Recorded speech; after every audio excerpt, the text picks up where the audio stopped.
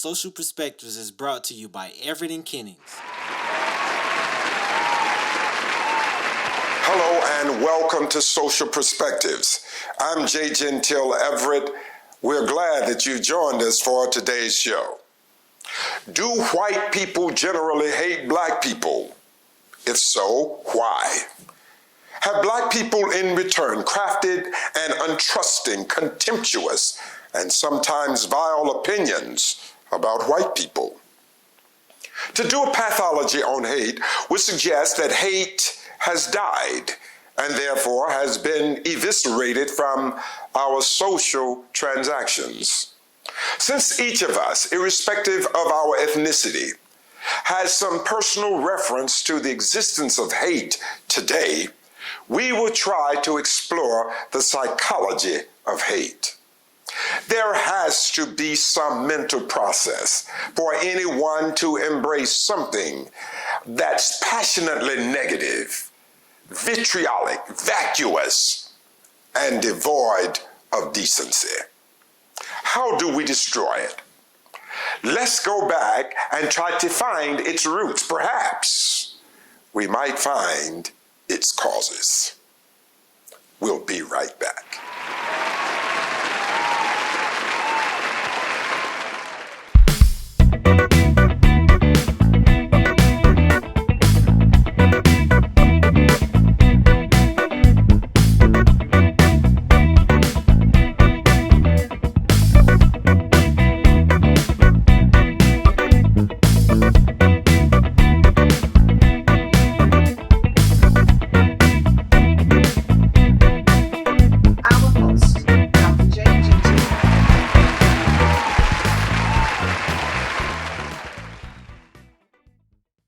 Welcome back to Social Perspectives.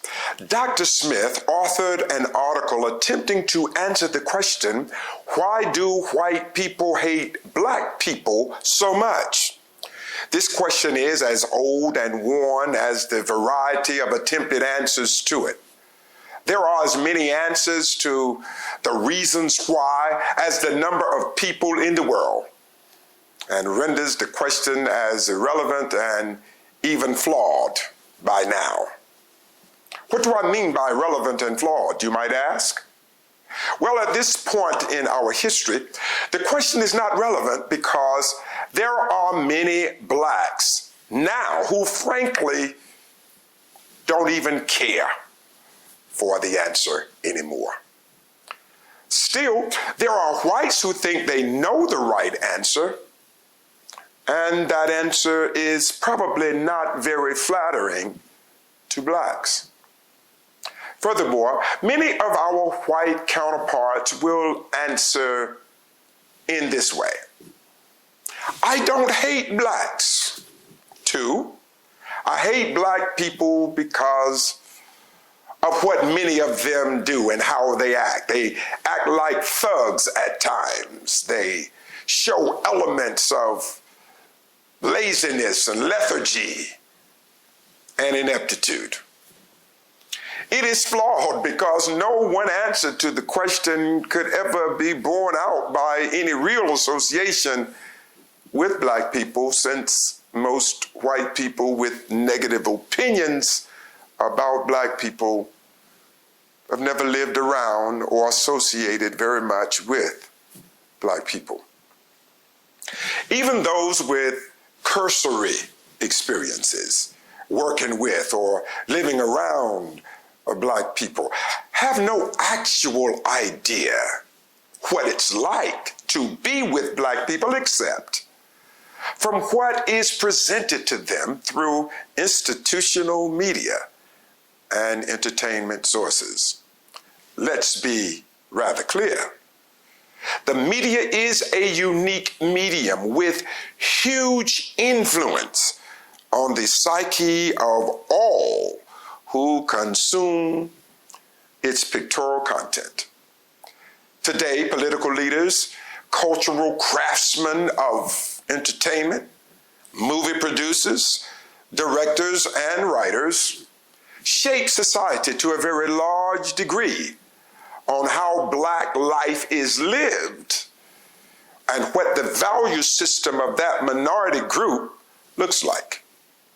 Succinctly, this institution, where racism is used to create the form and substance of public opinion, has done a number on Black people over the generations through entertainment of various kinds, and certainly since the inception of radio and the motion picture industry.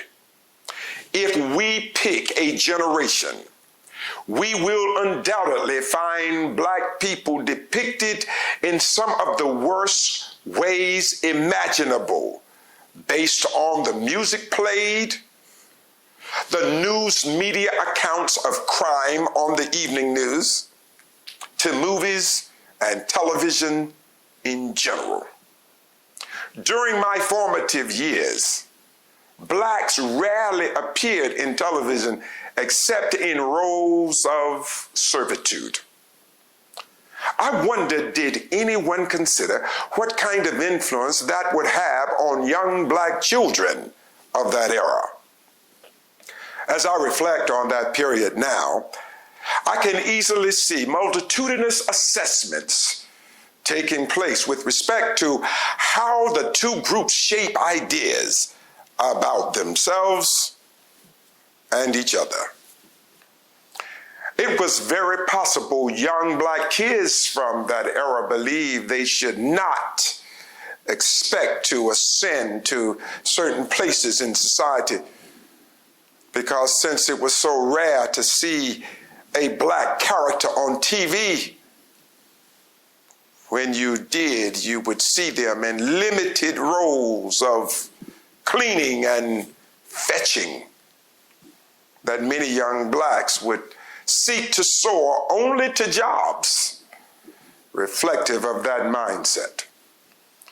With the advent of the 70s, Black television shows depicted comedic characters with, for the most part, with eternally being plagued with poverty and little education.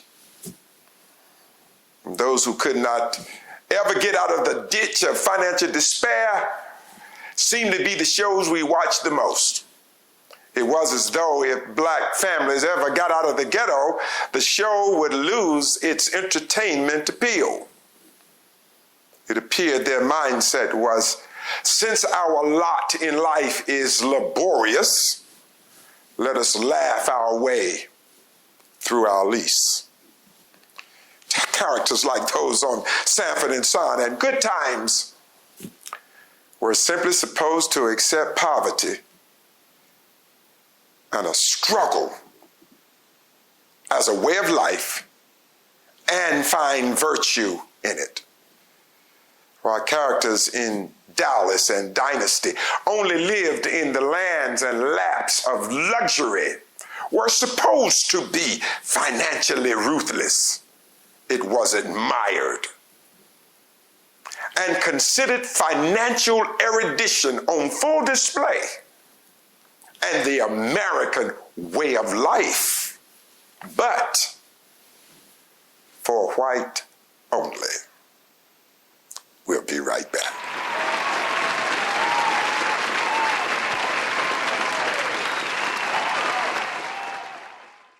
The Renaissance Shoe by JGE was inspired by the rise of Kamala Harris, our Vice President-elect of the United States of America. Get a pair at aliveshoes.com/renaissance-by-JGE-1. Again, that's aliveshoes.com/renaissance-by-JGE-1 to get a pair of American history. I've been feeling like this my last chance on. What's up, world? It's Rough Guy Rhymes, the leader of the Dream Big lifestyle, and I'm here to tell you to dream big. Ah!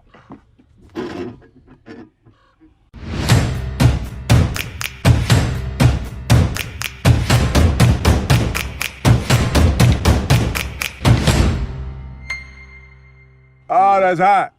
That's hot.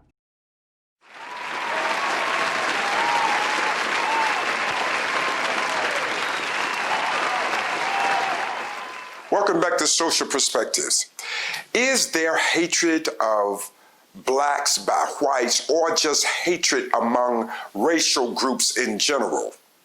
I wanted to find out, when did hatred start? In order to understand why, it is necessary to gain an understanding about the foundation and root that was laid at the core in order for the roots to grow and spread. In order for this behavior to have persisted so long, there had to have been a beginning, a catalyst, an impetus, some event or circumstance to precipitate an animus that lasted 400 years and counting. Therefore, as in the case with each and every behavior, there is a feeling, there is an idea associated with it. And when we think of race and racism, along with white supremacy in America, we have to go to the beginning to try to ask the question, when and what caused this hate? So we had to examine America's history and the idea of whiteness as superior, which could be and was weaponized by the wealthy landowners to placate the masses of poor whites in the earliest days of America as colonies of England. Wealthy white landowners encouraged racial animosity of whites toward blacks and made a distinction between freedom and enslavement. This distinction was specified in explicitly racial terms rather than religious norms. Prior to 1667, proving one's conversion to Christianity could spell freedom. Therefore, laws were made that removed freedom from religion so that it would eliminate that as a pathway. Other important and additional distinctions made between blacks and white is found in the idea of terms. Whites would be considered servants and blacks would be considered slaves. The animosity between blacks and white, using these distinctions of freedom and enslavement, of race and color, white servant, black slave, they were creating an atmosphere of superiority for the poor white. Perhaps the most pivotal act distinguishing poor and indentured whites from black people, free or enslaved, was in 1680 when the Virginia Assembly enacted a law which prevented any black person or any person of any other race from raising a hand to any white person. In other words, this law essentially provided impunity for whites, even if they were poor, and white servants, when abusing enslaved black people. They stripped enslaved people of any right of self-defense. Here they created protections for the poor white, essentially providing a mechanism for expressing their animus by abusing enslaved black people and eliminating the right for any black person to defend him or herself. While then, as was today, with regard to redress and self-defense, these things are supposed to be universal and applied equally and equitably. We see today that the generations' old behavioral patterns persist, from the white vigilante to police officers with no real right to self-defense or redress for black people.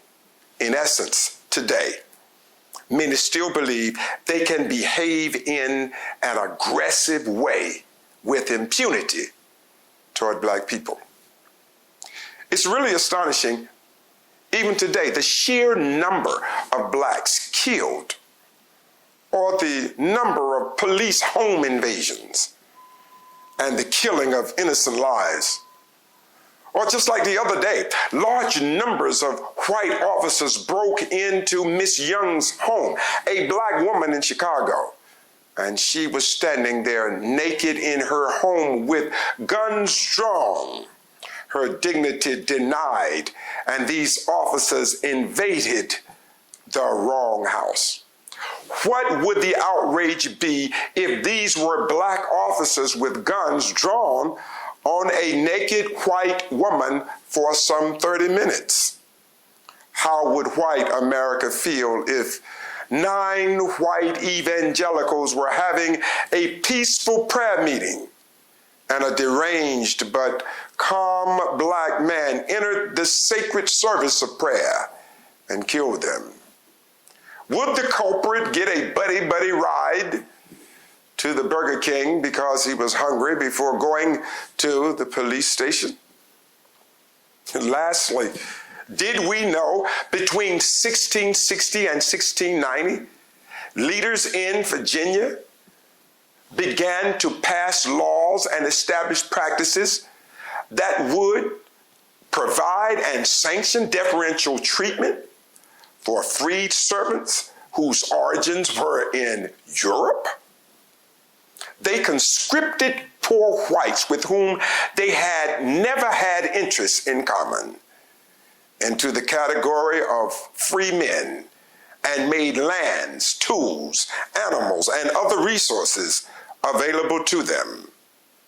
African Americans and Africans, mulattoes, and the American Indians, regardless of their cultural similarities or differences, were forced into categories separate from whites.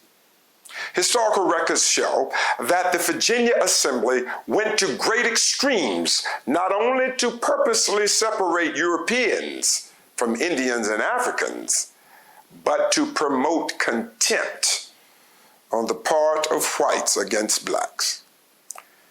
Even whiteness was established in their religion, and they considered it to be superior.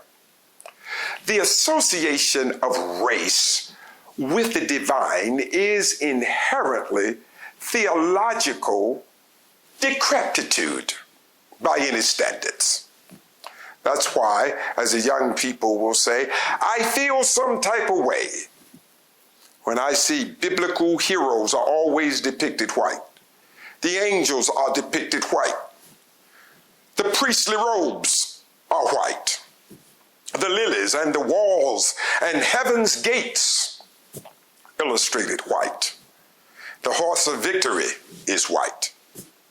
The kings and queens are shown white. Chariots to cherubims, wise men to wonderful biblical women are shown white. Convenient lies are white. Jesus, the righteous Son of God, depicted white. And when he needed help to carry his cross, we're told a black man helped carry that load. What does all of this mean, you might ask? It simply means superiority is not in color, it's in character. It's not in what you are, but who you are.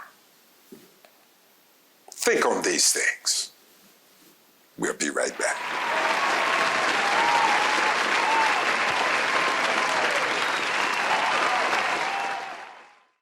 We are pleased to announce that best-selling author J. Gentile Everett's 3 Rims and a Hubcap has been contracted by Double Vision RT for the movie on this literary work. Auditions will start in January 2021. We know it will be a marvelous piece of theatrical work. Order a copy of this amazing book at Amazon.com.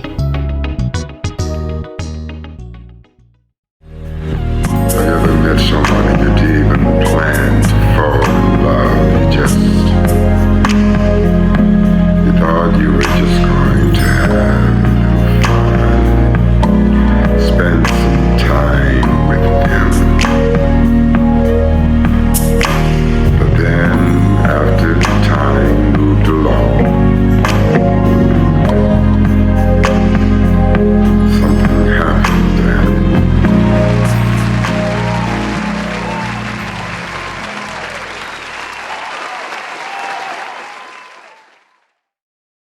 Let me finish today with this idea.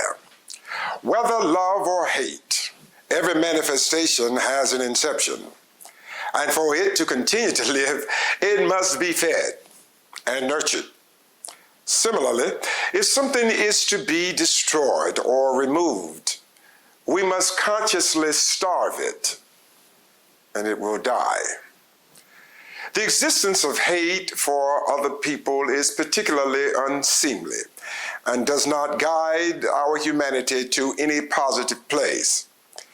It is indeed an anathema to the intentions of God for his humanity to move in such a way that we fail to appreciate the bounty of his love and his bringing together all of his people into one human family.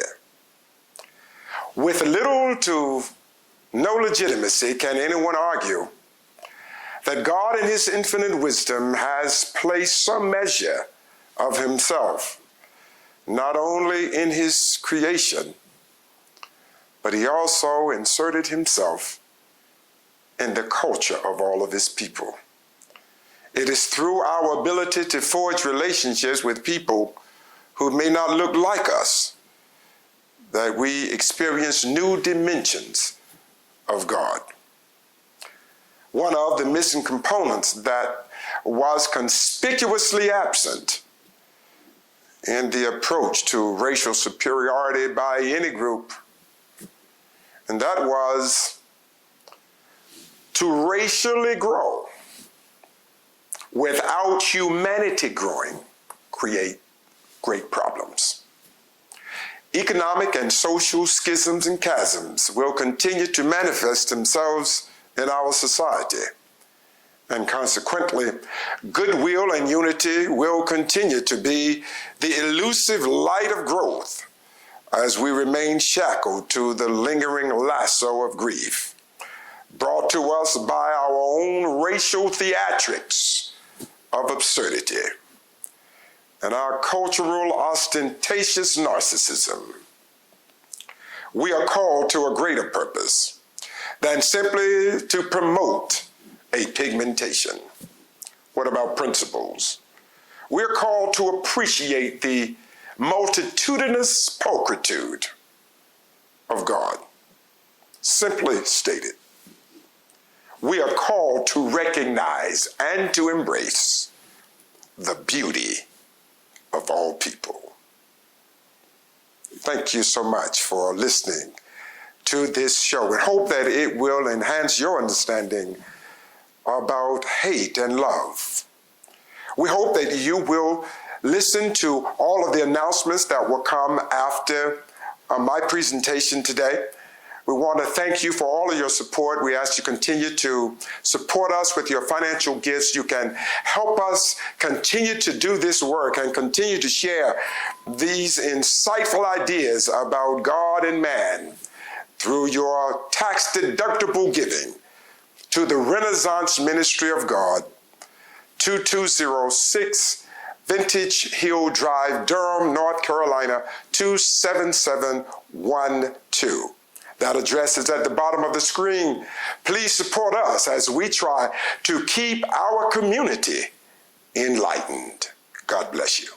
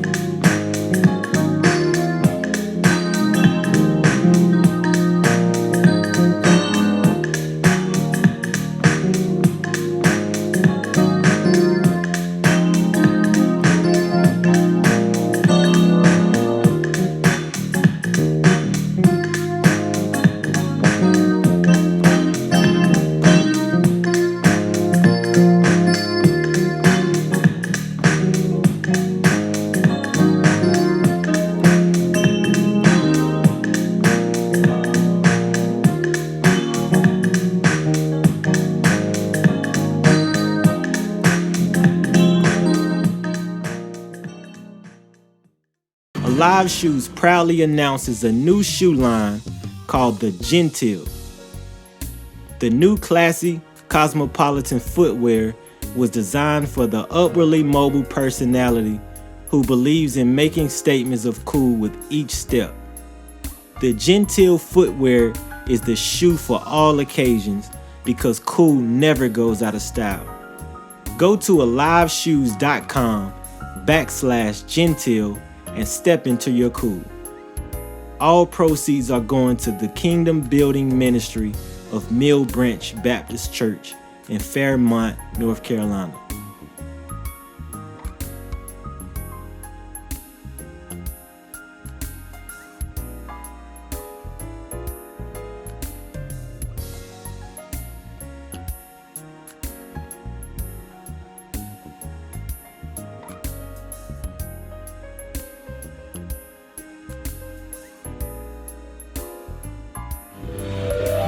Thank you very much. Yeah.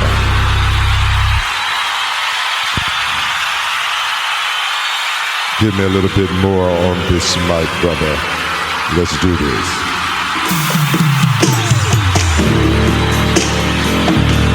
I want to hear it. Hear this song. I can notice that you justify why people in life often idiotic things. Yeah.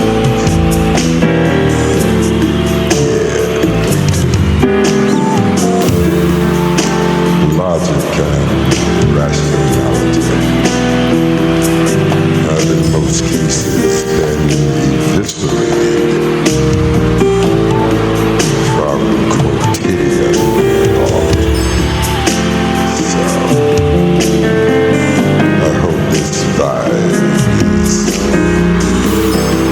apocalyptic and hypnotic.